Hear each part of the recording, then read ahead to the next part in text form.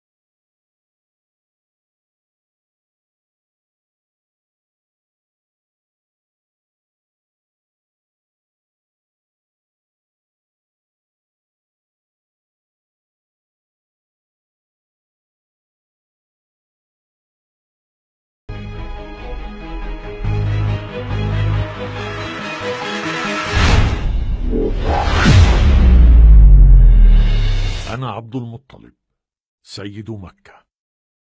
كانت مشيئة الله ألا تدخل الفيلة حريم مكة وألا تقترب من الكعبة. أنا أبكي الآن بدافع الأمومة لأنه قبل اللبن منك، ولكن أنت لم تبكين؟ حارث لم يقبلني أحد للرضاعة.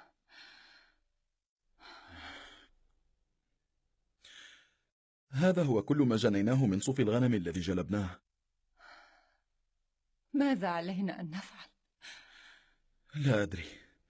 قلت لك غض الطرف عن هذه الوليمة. أنا لم أذهب إلى الوليمة. لقد ذهبت ورجعت ذليلا. قلت إن العزة تكتسب دون أن ننال حبة واحدة من الشعير، ولم تكذب دراهمنا قبيلة واحدة.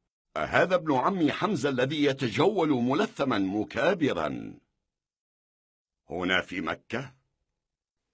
بعد سنوات من الفراق قدر لي أن أراك يا قرة عين آمنة.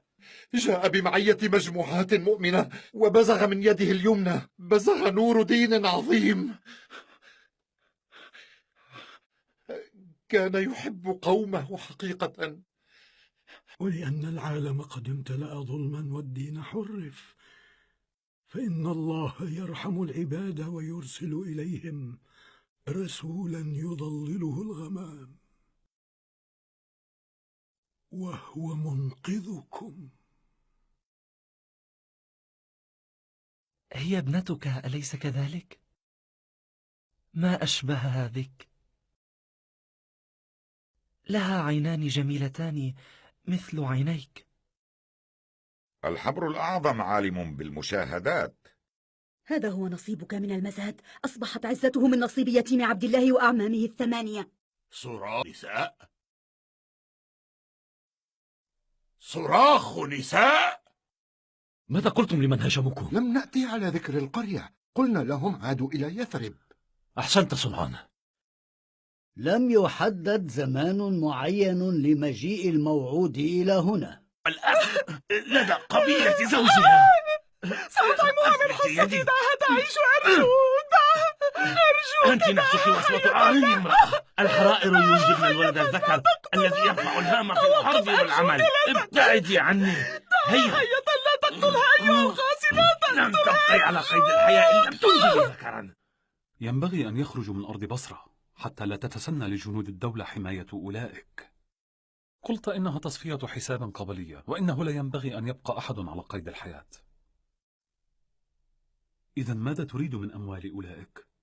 نجاة المفقود من بيننا فقط. يا أبا طالب، يا أبا طالب، أين آمنة؟ لم ترد المجيء. ماذا سنفعل؟